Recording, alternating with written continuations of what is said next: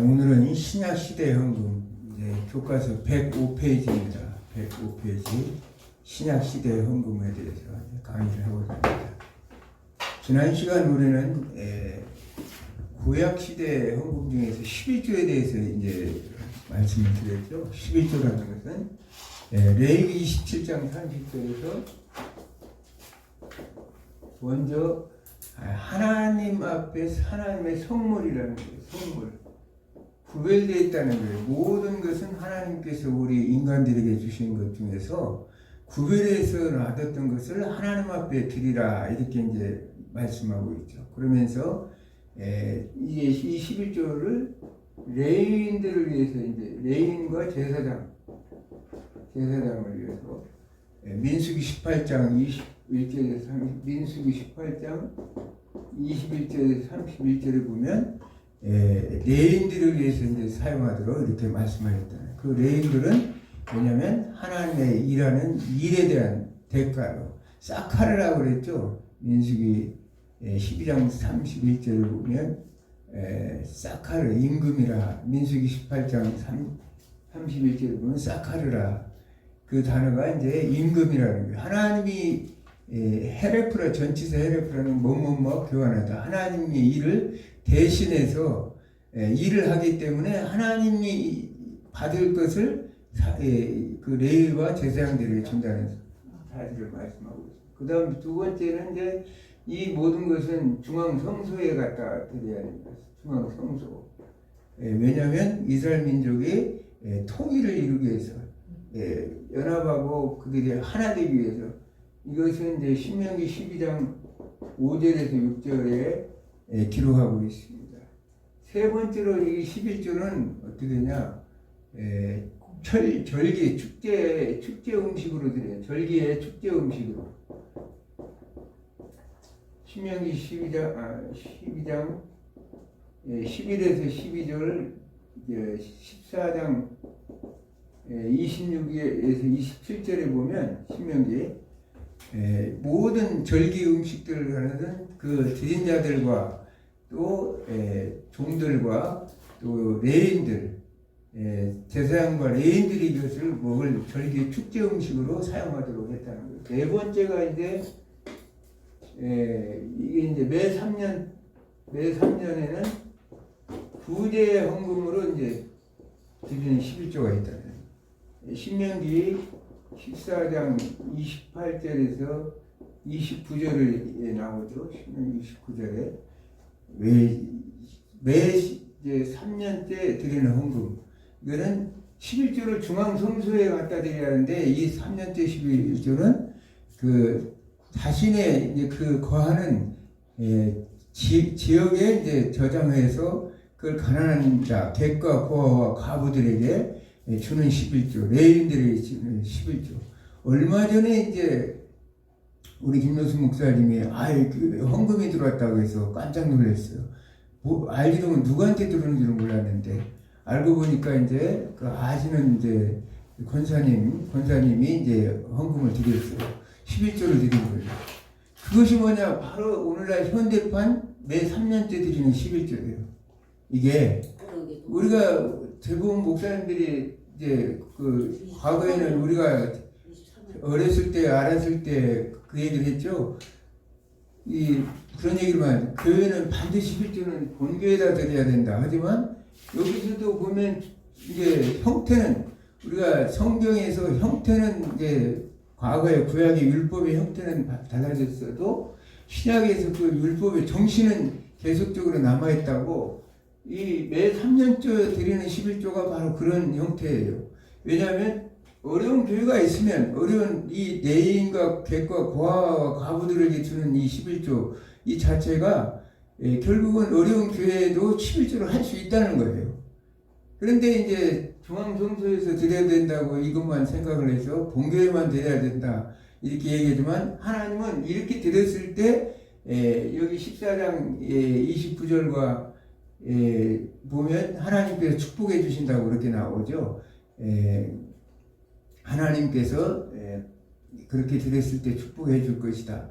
그러면서 이제 신명기 26장 15절에도 하나님께서 이제 신명기 26장 15절 축복조항이 하나님께서 11조를 드렸을 때 축복해 주실 것이고 말라기 3장 10절에도 하나님께서 어떻게 창고가 차고 넘칠 때 하늘을 보고를 열어서 너희 창고가 따둘 것이 없을 정도로 하나님 차고 넘치도록 주시겠다는 게 하나님의 뜻이라는 거예요. 그러니까 이 구약의 11조는 이제 율법적인 이제 신의 산에서 언약을 통해서 이루어지는 11조는 율법이에요.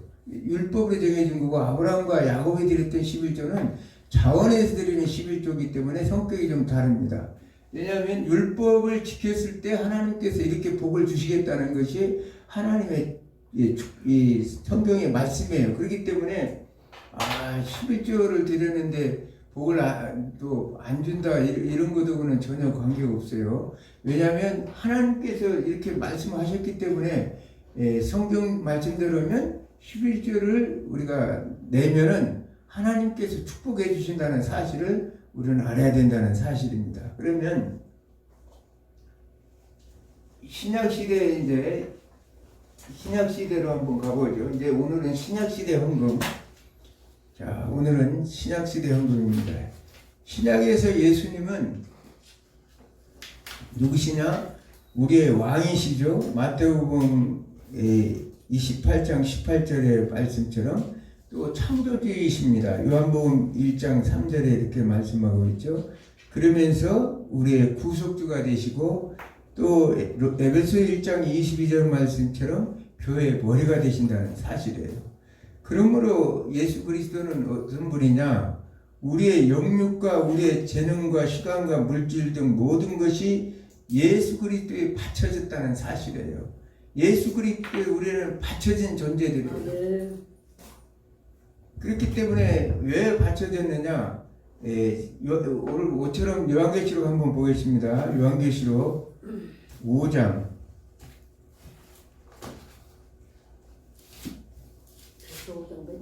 5장 9절. 요한계시록 5장 9절. 그들이 새 노래를 불러 이르되 두루마리를 가지시고 그 인봉을 떼기 합당하시도다. 일찍이 주님을 당하사 각 족속과 방언과 백성과 나라 가운데에서 사람들을 피로 사서 하나님께 드리시고. 아멘. 여기서 보면 왜 우리의 모든 것들이 그에게 바쳐진 존재냐면 우리의 소유는 없다는 거예요. 왜냐? 성경에서 말하면 예수님께서도 왜냐면 우리를 위해서 죽음을 당하셨다는 거예요. 스파조. 죽음을 당한다는 헬라어는 스파조입니다. 스파조. 이것은 무슨 뜻이냐면 도살을 당하다. 말하자면 이 살해당하다는 뜻이에요. 그러니까 예수님께서는 우리를 위해서 자기 자신이 도수장으로 끌려가는 어린 양으로서 도살당한 것 같은 그런 것들을 했기 때문에 우리는 이제 여기서 보면 그러고 나서 이제 그 나라 가운데서 사람들을 피로 사서 하나님께 드리시고 사서라는 아고라조라는 단어가 있어요.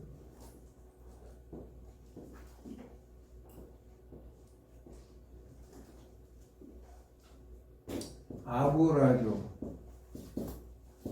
이거는 사서, 이거는 죽임을 당하고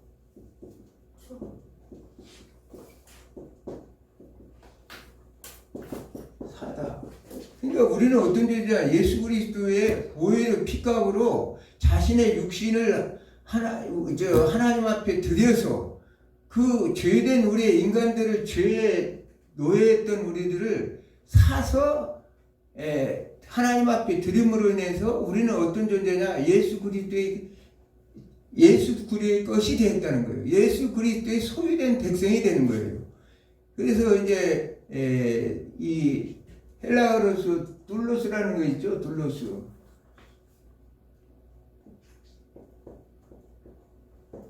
둘로스라는 뜻은 종이를 보통 우리가 종으로 표현하죠. 종. 그리고 이걸 이제 노예들에게 주로 쓰는 얘기인데 우리는 예수님께서 우리 인생들을 완전히 그 예수 그리스도의 보혈의 피값으로 값을 지불해서 사서 이제 우리를 하나님의 소유된 백성으로 만들었는데 우리는 어떤 존재냐? 예수 그리스도의 종과 같은 존재라는 거예요. 그러나 예수님은 인격적인 하나님이시기에 우리를 친구로 삼으셨고 우리를 하나님의 구약에 우리가 공부했던 것 같은 희년과 같이 우리를 죄에서 완전히 해방을 시킨 자유인으로 만들어주신 것이 바로 예수 그리스도라는 거예요. 그러므로 우리의 삶은 모든 것은 주님 것이에요. 우리의 자기 것은 없다는 거예요. 그런데 오늘날 그거 자체를 잊어버리고 살아요. 전부 이것도 내 것이고 저것도 내 것이라는 사고의식 때문에 예수 그리스도의 그 구속의 은혜 자체를 다 잊어버리고 산다는 거예요.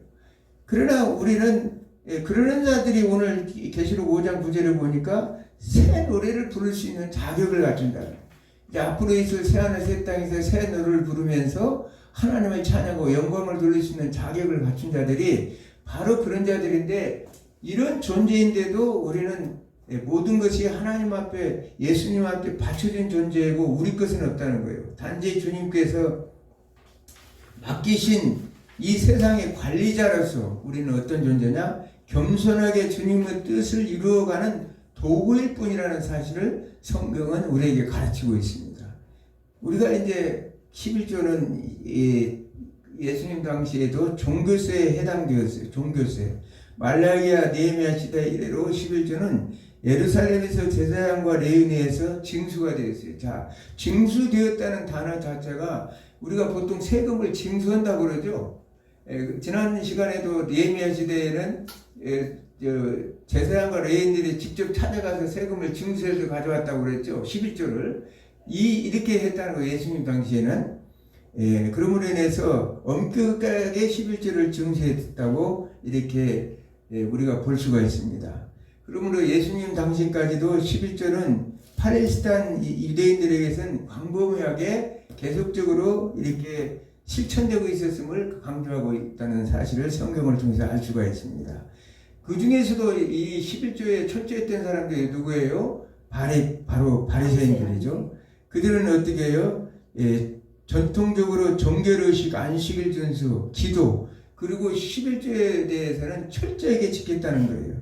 그러므로 마태복음 23장 23절은 율법 교사와 바리새인들이 박화와 회양, 근처의 11조를 드렸다고 이렇게 말하고 있습니다.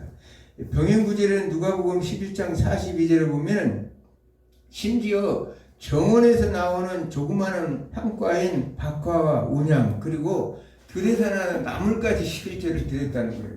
대단한 정말 바리새인들의 그 11조 정신만큼은 대단하다고 이렇게 할 수가 있어요.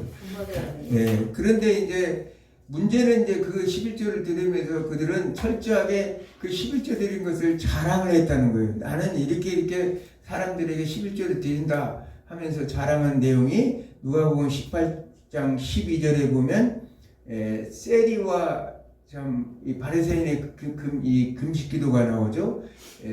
바리새인은 길가에서 나는 일주일에 2번 금식하면서 11조를 드린다고 하는데, 세리는 어떻습니까? 하나님이여 불쌍히 여기소서 나는 죄인으로소이다 하는 그런 고백된 그 기도. 예수님께서 그래서 바리새인의 이 기도를 금식 관계를 예수님께서 이제 책망하는 내용을 봅니다. 이것뿐만 아니라 사람들은 곡식을 사왔을 때 그 당시에는 곡식에서 11조가 세어졌는지 떼었는지 안 떼었는지를 사람들은 그걸 확인하기 위해서 그 곡식을 판고까지 쫓아가다가 가서 곡식에 11조를 떼었는지 안 떼었는지를 확인했다는 거예요. 그만큼 철저하게 그 당시에 바리새인들은 11조를 드렸다는 사실을 우리가 알 수 있습니다. 그러나 그것이 이제 세월이 흐르면서 농경사회에서 상업사회로 바뀌어지고 세상이 변천하면서 어떻게 되겠어요? 도대체 이 곡식이 어디 고장 것이고 어디서 나는지를 알 수가 없잖아요. 그렇기 때문에 이제 이럴 때는 이걸 확인할 수가 없기 때문에 미시나라는 이제 토라 구전인 토라에서는 뭐라고 얘기하냐면, 곡식의 임자가 누군지 알지 못할 때는 그것을 사온 음식에서 하나를 떼라. 철저한 사람들이죠. 이게 정말 곡식을 재배해서 한 사람이 11조를 떼는지 안 떼는지 모르니까 그 곡식에서 사와가지고 음식에서 11조를 떼라고 이렇게 말할 정도로 유대인들은 11조를 철저하게 지켰다는 거예요. 그러니까 하나님의 아마 그 예루살렘 성전이 파괴되면서 율법 중심의 이제 공부가 이제 심화가 되면서 아마 이 바리새파들이 철저하게 이렇게 11조를 드리지 않았을까. 왜냐하면 파괴 이전에까지만 해도 11조에 대해서 이렇게 온전하게 드리지를 못하고 했는데 이 율법교사들이 생기면서 우리가 왜 이렇게 멸망했을까를 생각해 보니까 하나님 앞에 온전한 11조를 드리지 못했구나 이런 생각을 가지고 그때부터 이제 철저하게 11조를 오히려 더 아주 예수님이 말씀하실 정도로 철저하게 지켰다는 사실을 볼 수 있습니다. 그러면 오늘날 일부의 사람들이 그러나 오늘날 일부의 사람들이 11조 폐기론을 주장하는 것을 우리가 알 수 있습니다. 주요 신학자인 핸드릭슨이나 겔덴 후이스는 말하기를 예수님의 사역이 성취된 후에는 11조와 같은 의식법이 폐기되었다고 이렇게 보면서 이제는 중요한 것은 내적 경건이라고 주장하고 있다는 거예요. 11조가 폐기됐으니까 내적 경건이라고 이렇게 그들이 주장하고 있어요. 그러나 구약시대에 율법이 폐지된 것은 전적은 없죠. 왜 그러냐면 우리가 잘 알다시피 마태복음 5장 17절에 예수님께서는 오히려 예수님이 오신 것은 율법을 폐하러 온 것이 아니라 완전케 하기 위해서 오셨다고 이렇게 말씀합니다. 그러면서 18절에 보면 천지가 없어지기 전에는 율법이 1.1획도 없어지지 않을 것이라고 예수님께서 말씀하셨다는 것입니다. 그러므로서 구약의 율법과 신약은 불연속성과 연속성이 있어요. 왜 그러냐면 구약의 의식법과 심의법 이건 이제 다 알겠죠. 구약의 율법에는 도덕법이 있고 의식법, 심의법이 있어요. 심의법, 사회법이라고 그러죠. 사회법, 예식법이라고도 합니다. 예식법. 이 도덕법은 우리가 십계명 같은 인간이 지켜야 될 사람이 지켜야 될 도리 같은 이것은 율법의 십계명 같은 것은 오늘날도 마찬가지로 율법의 정신은 그대로 지켜나가야 된다는 거예요. 그러면서 의식법이라는 것은 이제 우리가 절기에 대한 제사법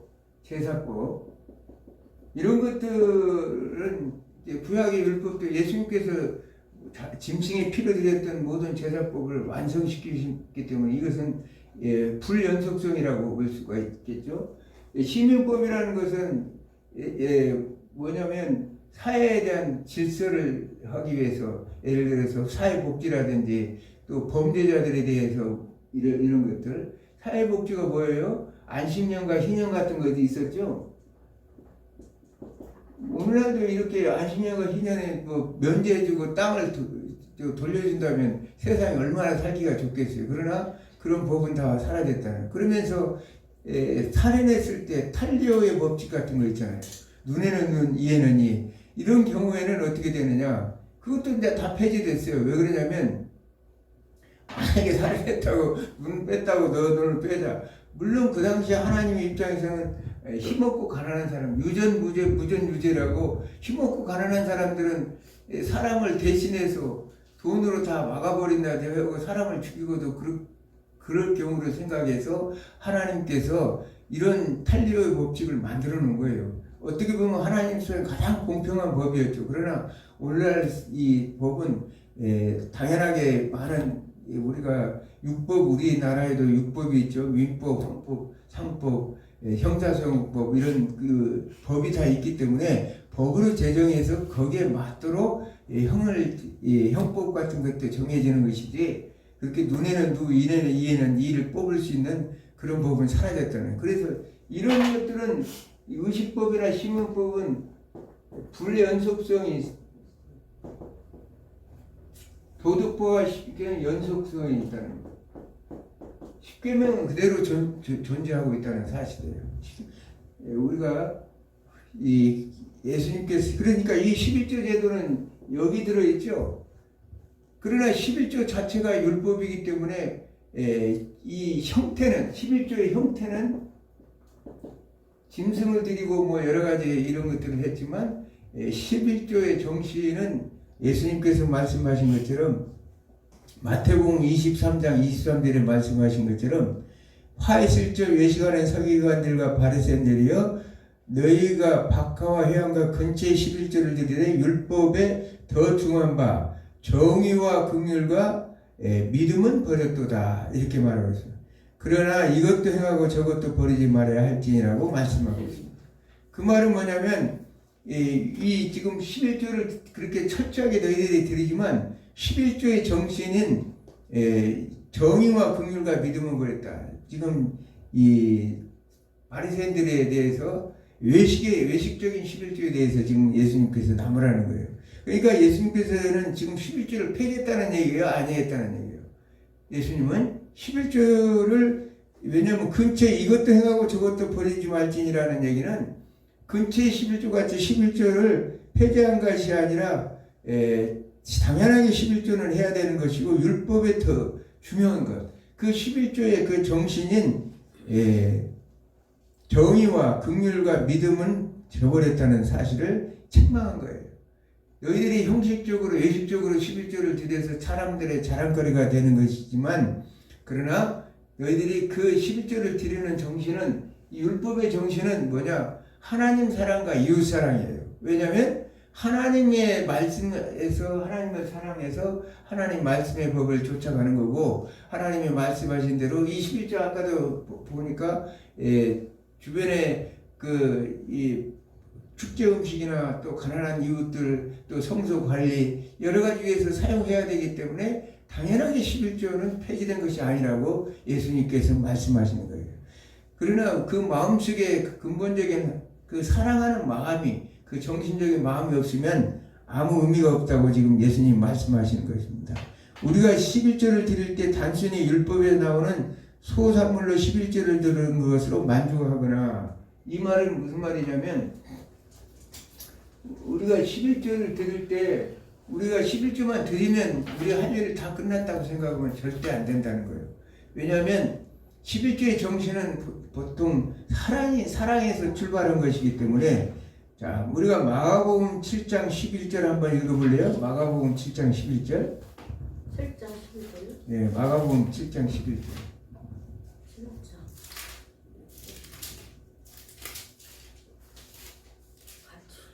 너희는 이르되 사람이 아버지에게나 어머니에게 말하기를 내가 드려 유익이 있게 할 것이 고르반 곧 하나님께 드림이 되었다고 하기만 하면 그만이라 하고 자기 아버지나 어머니에게 다시 아무것도 하여 드리기를 허락하지 않나요. 너희가 전한 전통으로 하나님의 말씀을 피하며 또 이 같은 일을 많이 행하느니라 하시고 무리를 다시 불러주시기를 너희는 내 말을 듣고 깨달으라. 아멘. 자, 7장 11절을 보면 고르반 곧 하나님께 예물을 드림이 되었다 하면 그만이다. 이 고르반이라는 것은 헌물을 말하는 것입니다. 헌물을 말하는 건데 하나님 앞에 드릴 것을 이 거룩하게 구별돼서 떼어놓은 것을 말하는 거예요. 이게 아까 레위기 17장 37절에는 성물이라고 그랬죠. 성물이라는 것은 하나님 앞에 거룩하게 구별해서 떼어놓은 것이라고 해서 하나님 앞에 드리기만 하면 11조를 내가 이렇게 해서 드리기만 하면 결국은 이 부모를 공경하지 않아도 된다고 생각을 했다는 사실이에요. 얼마나 참 모순된 얘기입니까? 왜냐하면 내 부모를 공경하라는 예수는 5계명에서 하나님의 아까 얘기했잖아요. 하나님 사랑은 11조를 드려서 하나님의 이 말씀대로 이렇게 하나님을 공경하는 것이지만 이 이웃사랑인 부모를 공경하는 것은 당연한 제5계명을 이게 하나님이 주신 율법인데도 그것을 무시하고 그 당시에 사람들이 고르반 해가지고 하나님 앞에 바치기만 하면 됐다 이렇게 생각을 했다는 거예요. 그것이 이제 오늘 말하자면 단순한 율법에 나오는 소산물로 11조를 드리는 것으로 만족해서는 안 된다고 이렇게 말씀하고 있는 것입니다. 그러면서 11조를 물질의 복을 받기 위한 수단이나 종교적인 자랑으로 드리는 것이 아니라 복 받기 위해서 11조를 하나님은 뭐라고 말했어요? 아까 신명기 12장이나 14장, 신명기 26장에 보면 말라기 14장 10절에도 보면 하나님께서 복을 주시겠다고 분명히 약속을 했잖아요. 그러니까 그 약속을 믿고 우리는 그 드리는 것이고 당연히 하나님은 주실 걸로 믿기 때문에 이거 복 받기 위한 일부러 그런 마음으로 이렇게 드려서는 안 된다는 거예요. 자발적인 그 마음으로 당연하게 드려야 되는데 이 11조의 정신은 인과 의와 신을 함께 드려야 온전한 11조가 된다고 예수님께서 말씀하고 있는 것입니다. 정의가 다 죽어버렸죠. 11조에 오늘날 이 시대가 정의가 죽어버렸어요. 그리고 긍휼의 마음이 사라져버렸어요. 믿음이 이제 사라졌습니다. 그런 마음을 가지고 11조를 드려야 온전한 11조의 정신을 함께 드려야 하나님께서 된다고 생각합니다. 내가 교회에 11조만 드렸으니까 하나님의 내 할 일은 다 끝냈다 이런 생각을 하지 말고 정말 이웃을 돌아볼 수 있는 그런 마음을 가지고 11조를 드려야 온전한 11조를 드렸다고 예수님은 말씀하는 것입니다. 그러므로 예수님께서는 바리새인들이 하나님께 하는 것을 사람에게 보이려고 의식적으로 하는 것을 책망한 것이지 외식적인 걸 책망한 것이지 신앙적인 행위 자체를 예수님께서 책망한 것은 아니라는 사실을 말씀하고 있습니다. 이를 뒷받침하는 말씀으로 마태복음 5장 20절을 한번 읽어보실래요? 마태복음 5장 20절.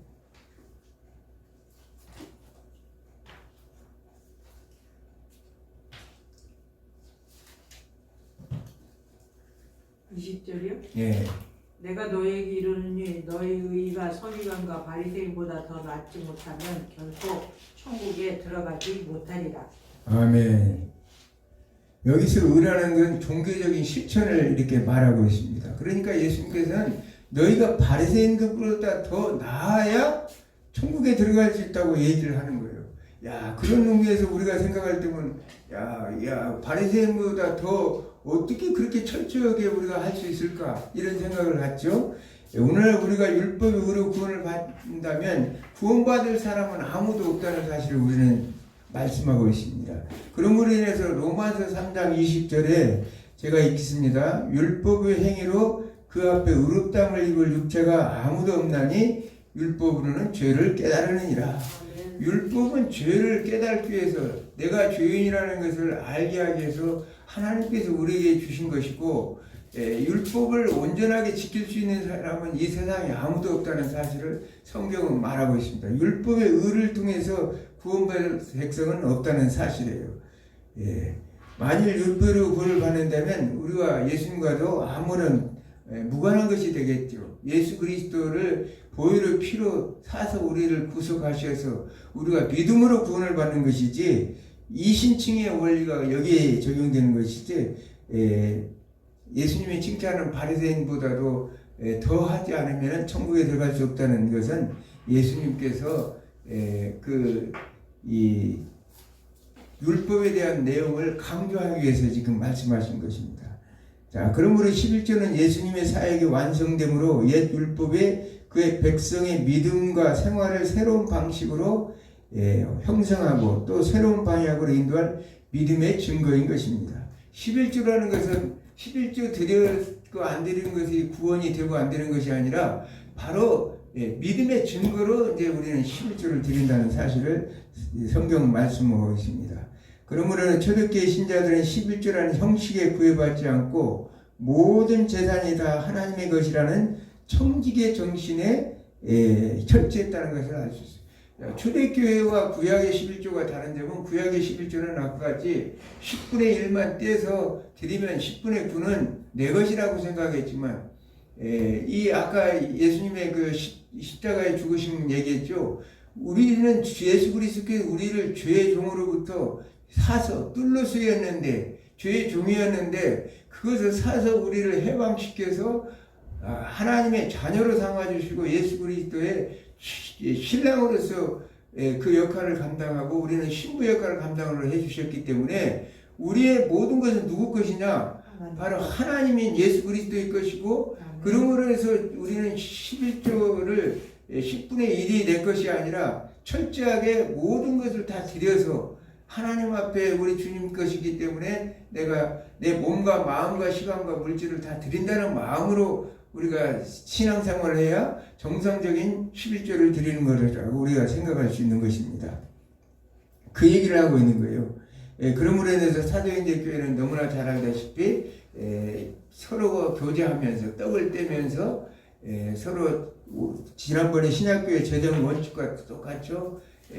물건을 서로 통용하고 또 가난한 사람에게 나누고 그것을 어려운 사람에게 하고 성도들이 모여서 모이기를 힘쓰므로써 날마다 교회가 성장하고 성장하는 내용이 바로 이 지금 성경적인 재정 원칙을 잘 나타내는 초대교회 신자들이었고 그들의 마음은 철저한 율법의 완성인 사랑이 무엇인지를 실천하는 그런 마음으로 그들은 철저하게 11조 정신을 가지고 청지기 정신을 가지고 신앙생활을 했다는 사실을 우리가 알 수 있습니다.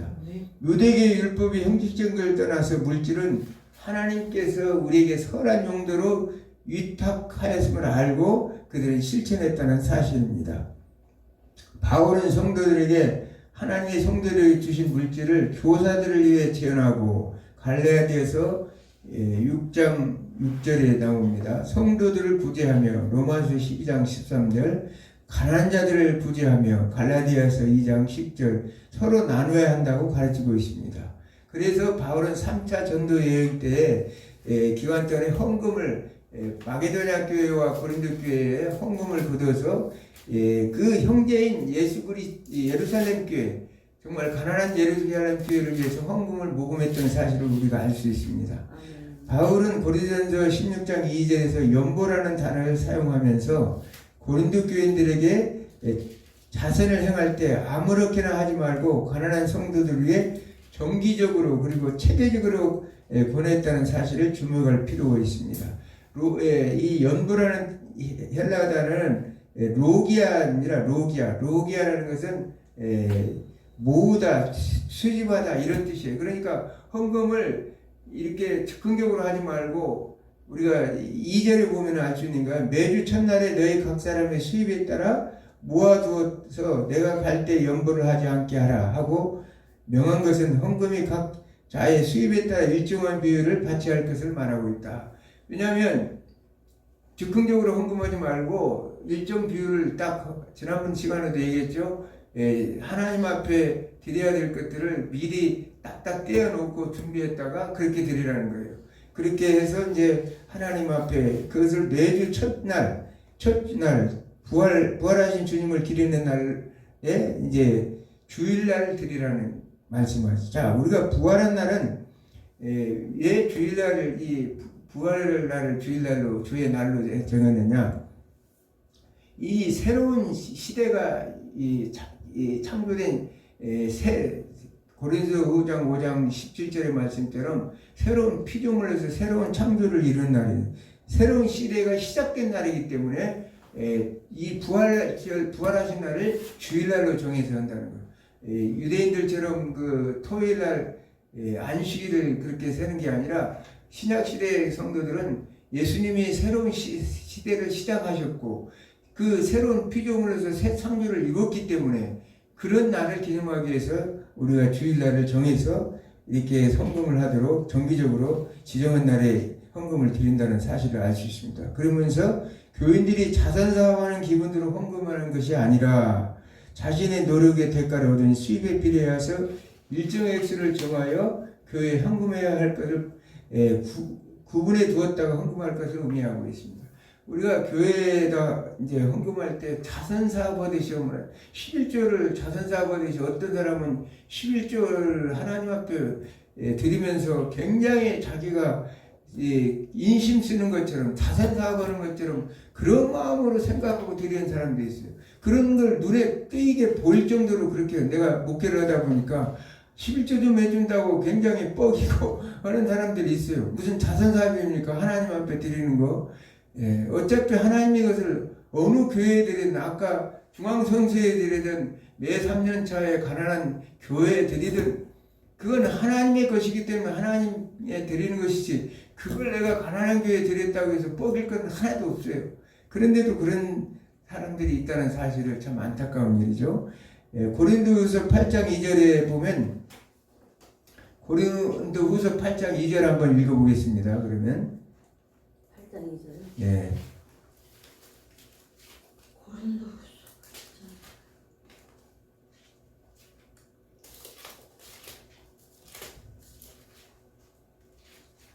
8장 2절.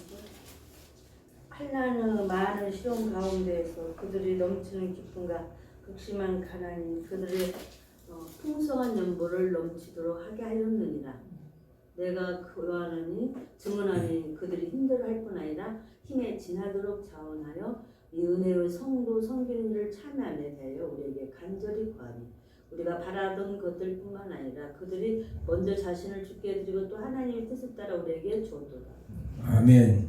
그다음에 예, 여기 보면 여기서 이 연보가 나오죠. 여기 연보는 뭐 옛날에 아까 16장 1절에 나온 연보고 다른 단어를 썼는데 16장 1절은 로기아라는 헬라어를 썼어요. 그런데 그것은 수지바다, 모주바다는 뜻이라고 그랬죠. 근데 여기는 하폴로테스라는 헬라어를 썼어요. 하폴로테스. 그것은 많은 풍부한 평균을 훨씬 넘는 헌금을 했다는 사실이에요. 이 말은 마게도냐의 교인들이 환란에 많은 시련을 받아 극심한 가난한 상황에서도 처해 있음에도 불구하고 기쁨에 충만하여 풍성한 헌금을 했다는 사실을 우리가 알 수 있습니다. 그러니까 헌금을 할 때 이제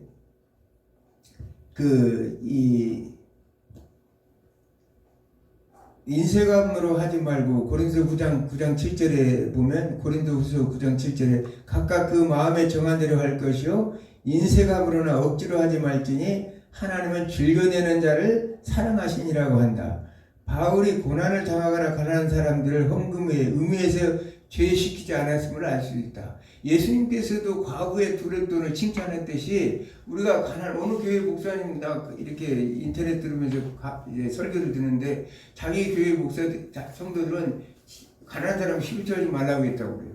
그러면 하나님의 축복권을 자기 목사가 끊어버린 것과 똑같은 거예요. 여기서 지금 사도 바울 목사님은 이 얘기는 가난한 중에서도 인쇄감으로 하지 아니하고 기쁜 마음으로 그들이 11조를 드렸다는 얘기예요. 그러니까 가난한 자들이 이 헌금 드리는 것을 제외시키지 않았다는 거예요. 왜? 가난하면 거기에 힘에 맞는 대로 정도에 맞도록 드리면 되는 것이지 그 풍성하고 많이 부자들처럼 많이만 드려서 하나님이 기뻐하는 예물은 아니라는 사실을 말하고 있습니다. 바울은 고린도 교인들에서 인생이는 억지나 헌금을 하지 말고 의무적으로 그러나 기쁘게 자원하는 마음으로 자유롭고 풍부하게 희생을 무릅쓰고 헌금할 것과 그리스도 안에서 우러나는 마음으로 헌금할 것을 권고하고 있는 것입니다. 바울의 헌금이라는 건 기본적으로 그리스도께서 자신의 몸을 주신 모범을 따라 행하신 주님의 사랑의 표현이라고 이렇게 표현하고 있는 것으로 볼 수가 있는 것입니다. 바울은 교인들의 헌금이 주님께서 자신의 축복을 백성들의 삶 속에 균등하게 스며들게 하는 축복의 통로라고 고린도후서 9장 6절 이하에 이렇게 기록하고 있습니다. 교인들에게 헌금은 하나님 앞에 감사함으로 드림으로 해서 주님의 이 모든 것들이 축복의 통로라고 성도들에게 평균적으로 스며드는 헌금은 축복의 통로라고 이렇게 말씀하고 있는 것입니다. 자, 주님을 사랑하는 마음에서 즐겨내는 헌금은 하나님 나라의 가난한 백성들에게 하나님의 축복을 전달하는 수단이라는 거예요. 우리가 헌금을 내면 그것은 하나님의 축복을 우리 헌금을 통해서 다른 사람에게 전달해주는 그런 수단의 방법으로 헌금을 우리가 사용하고 있다는 사실을 알고 있습니다. 그러므로 해서 결국 하나님 나라 전체가 복지가 향상된다는 거예요. 우리가 하나님이 주신 것은 구약의 재정 원칙에서 수없이 우리가 공부했지만 그 평균케 하는 사람, 많이 거둔 자도 넘치지 않고 적게 거둔 자도 부족하지 않는 평균케 하는 삶을 스며들게 하기 위해서 이렇게 하고 있다는 사실을 말하고 있습니다. 구약 성경에서 11조와 관련하여 물질의 축복을 보장하고 있으므로 더욱이 바울이 헌금과 하나님의 축복을 연관시키는 것은 매우 자연스러운 것으로 볼 수가 있다는 거예요. 왜냐하면 우리가 구약을 공부해, 구약은 아까도 얘기했지만 율법의 정신만큼은 계속적으로 이어지고 있기 때문에 구약과 이 신약의 율법은 연속선상에서 계속적으로 이어지고 있기 때문에 구약의 축복적인 조항도 오늘날 현대 우리 하나님의 백성들 성도들에게도 그대로 적용되고 있다고 성경은 말씀하고 있는 것입니다. 고린도서 9장 8절에서 하나님이 능히 모든 은혜를 너희에게 넘치게 하시나니 이는 너희로 모든 일에 항상 모두 넉넉하여 모든 착한 일을 넘치게 하려 하심이라고 말하므로 헌금을 내는 일로 인하여 가난하게 되어질 일은 없다는 것을 염려를 제거하고 있다는 거예요. 왜냐하면 하나님께서 그만큼 드린 것을 만큼 채워주신다고.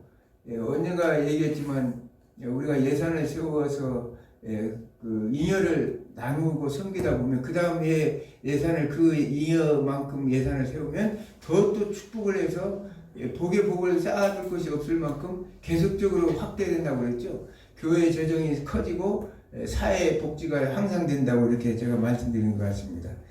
고린도서 8장 13절에 15절에 보면 헌금은 하나님의 축복을 나누는 것이라고 분명히 말하고 있습니다. 평균케 한 을 이렇게 얘기하고 있습니다. 사도 바울은 모두가 그리스도의 구속사역의 완성으로 하나님 나라의 힘이 되었고 축복받는 백성이 되었으므로 하나님을 중심으로 균등하게 살아가면서 하나님을 경배하고 서로 공유하는 하나님의 공동체를 말하고 있는 것입니다. 이를 통하여 볼 때 교회 헌금은 그리스도의 사랑에 헌신하는 표현으로 이해되었고 교인들의 헌금은 축복과 연관시키고 있다는 사실이에요. 교회 헌금은 하나님의 그리스도의 사랑으로 헌신으로서 우리에게 표현하는 방법으로 이렇게 드리는 것이고 또 하나님께서는 그 성도들에게 하나님의 그 모든 것들을 축복해 주신다고 축복과 연계되어 있다는 사실을 성경은 우리에게 말하고 있습니다. 그러므로 인해서 바울은 오경의 11조 제도를 구체적으로 명령하지 않음으로써 오경의 11조 제도가 연속성과 부연속성에 있다는 사실을 알 수가 있습니다. 오경에 나와 있는 11조 제도 우리가 잘 알죠. 이 형태는 불연속적이라는 거예요. 아까 짐승이 이렇게 해서 그 형태나 짐승이나 이런 것들을 하지만 11조의 그 원칙은 연속적이라는 거예요. 11조의 원칙은 연속적이고 헌금의 형태는 불연속적이라는 사실을 사도 바울은 지금 얘기하고 있습니다. 구약시대 그대로 우리가 헌물을 드릴 수는 없지만 오늘날은 화폐가 되어 있기 때문에 그러나 11조의 정신인 사랑, 또 정의, 또 긍휼, 또 믿음 이 정신은 그대로 살아있다는 사실을 말하고 있습니다. 그러므로 11조는 유대교회 회당으로부터 기독교의 교회로 그대로 물려서 지금까지 내려오고 있다는 사실을 우리가 알 수가 있습니다. 그렇게 해서 이제 이 그대로부터 내려왔던 11조 제도가 오늘날 현대교회에서 그대로 이전되었다고 우리가 생각해 보면 됩니다. 그렇기 때문에 모든 그리스도인들은 하나의 신앙적 의무로 11조를 바칠 것을 요구하게 되었다는 거예요. 우리가 구원과는 관계없이 신앙적 의무로서 당연히 국가 재정에 세금이 있어야 당연하게 국가가 운영되듯이 교회 재정도 11조가 당연히 있어야 되는 것인데 이거는 성도들의 의무라는 거예요. 그러므로 인해서 11조가 이제 그 현대교회 와서는 교회법으로 제정이 되어버렸어요. 교회법으로 제정을 했다는 거예요. 율법에서 규정된 것이 아니라 교회법으로 제정했는데 주 585년의 막군회의에서는 로마 가톨릭 교회는 11조를 드리는 것을 공식적으로 교육법으로 정해버렸어요.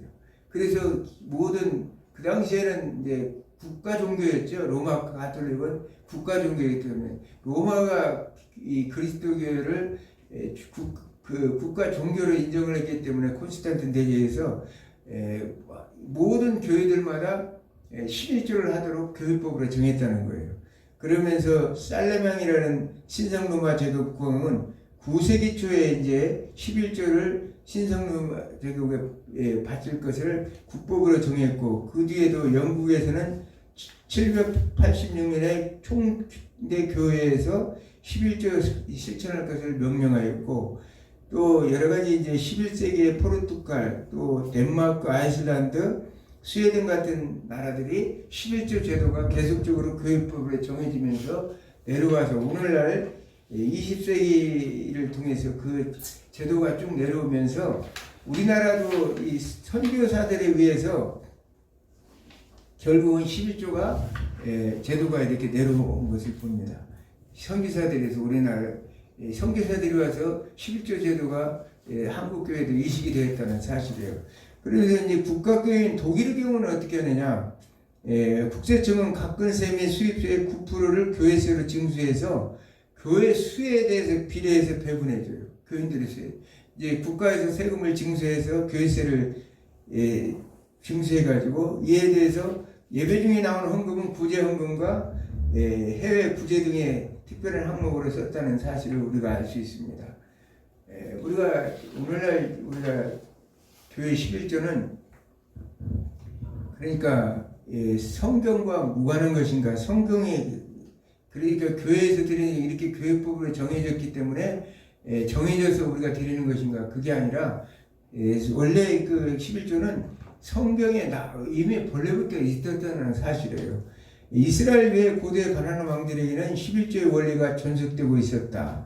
아마도 이 원리는 인간이 창조된 직후에 하나님에 의해서 규정되었을 것이며, 11조는 원래 고대 모든 이스라엘 외 왕들도 11조를 드렸는데 아마 이런 관습은 하나님에 의해서 11조를 처음에 제정하지 않았을까 이렇게 본다는 거예요. 창세기 14장 20절에 우리가 아브라함이 멜기세덱에 드린 11조를 말하죠. 그 훨씬 이전부터 존재했다는 사실을 성경은 말하고 있습니다.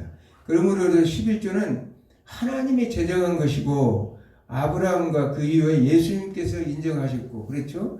현대교회에 이르기까지 계속해서 존속되어 오고 있다는 사실입니다.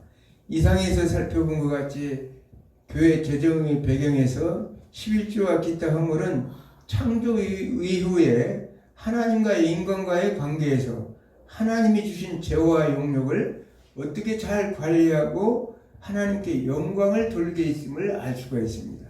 교회 재정인적 배경에서 11조 헌물은 하나님과 인간과의 관계에서 주신 우리에게 관리자로서 재화와 용력을 잘 관리할 수 있도록 하나님 앞에 우리에게 맡겨진 것이고, 이 모든 하나님께 영광을 돌리시는 데 있다는 사실입니다.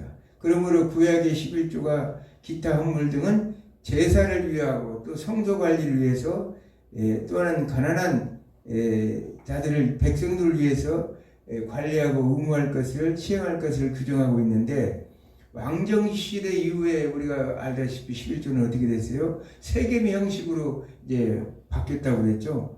그 기능이 이제 많이 달라졌습니다. 그래서 국가재정과 교회재정으로 나눠졌어요. 현대 교회는 이걸 생각해야 돼요. 11조가 처음에는 11조가 재정유치 사회는 한 제사장이 관리했지만 세사 사회 규모가 커지면서 결국은 국가가 해야 될 일과 교회가 해야 될 일은 분류가 되면서 정교가 분류가 된 거예요. 그래서 국가재정은 세금으로, 교회재정은 헌금으로 운영하게 되어 있지만 하나님 나라의 차원에서는 동일하다는 사실을 성경 우리에게 가르치고 있습니다. 그러므로서 특별히 11조 등 문제에 대한 구약의 율법이 현대교회에 미치는 영향에 대해서 율법의 형식 면에서는 불연속적입니다. 아까 얘기했지만 율법에 그 나와 있는 그 제사제도란 이런 것은 불연속적이지만 율법의 정신은 연속적이라는 사실이에요. 율법의 정신은 하나님 사랑과 이웃 사랑이고 하나님 이 정의와 긍휼과 또 믿음이라고 그랬죠. 의와 인과 신이라 옛날 개혁 성경에는 그렇게 나와 있는데 그것이 바로 율법의 정신이라는 사실입니다. 오늘날 예수 그리스도를 통해서 하나님 나라가 도래했습니다. 이제 우리에게 맡겨진 이 하나님 나라를 세워갈 우리는 막중한 책임을 지고 있다는 사실입니다.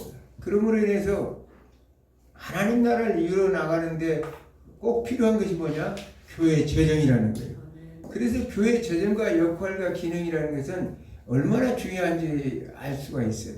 그러므로 인해서 우리는 교회 재정 관리를 잘 할 때 이 가정이 우선 가정 단위가 하나님의 축복으로 회복이 되고 또 사회 질서가 안정 속에서 이웃 간의 사랑이 넘치는 사회가 되는 것이고 그러면서 국가가 또한 복지가 향상돼서 온 세상이 하나님의 말씀으로 충만한 하나님의 그런 아름다운 세상으로 바뀐다는 사실을 우리는 성경을 통해서 우리에게 가르치고 있습니다. 우리가 교회 헌금하는 거 아무 의미 없이 헌금하는 게 아니에요. 이렇게 그런 어떤 우리는 막중한 사명을 가요.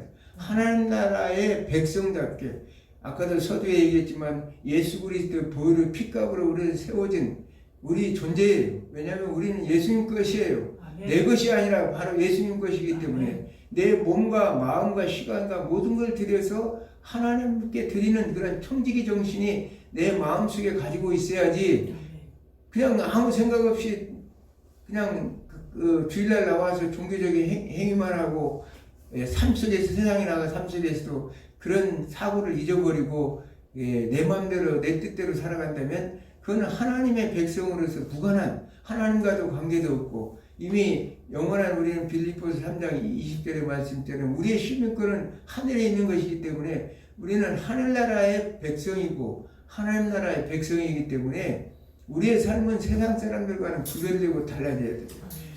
오늘 이제 성물이라는 것은 거룩히 구별된 존재라고 아까 얘기했죠. 거룩히 구별된 존재. 우리는 성물이에요. 우리의 존재 자체가 성물이라고. 하나님 앞에 거룩하게 구별된 존재예요. 그렇기 때문에 우리가 이 로마서 12장 1절의 말씀처럼 우리가 거룩한 산 제물로 하나님 앞에 선물로 드려지는 삶을 살아야 되는데 그래야 하지 않는다면 우리는 이 세상은 타락해지고 결국은 멸망에 이르러 갈 수밖에 없고 우리는 덕분에 예수님이 빨리 재림해서 좋기는 좋지만 어찌되었든 영원한 저 천국을 향해서 우리는 갈 수가 없다는 사실을 생각하면서 한 주간도 그동안 이제 교회 헌금에 대해서 이렇게 얘기를 쭉 했는데 다음 시간에는 재정의 원천에 대해서 얘기하더라고요. 재정의 원천은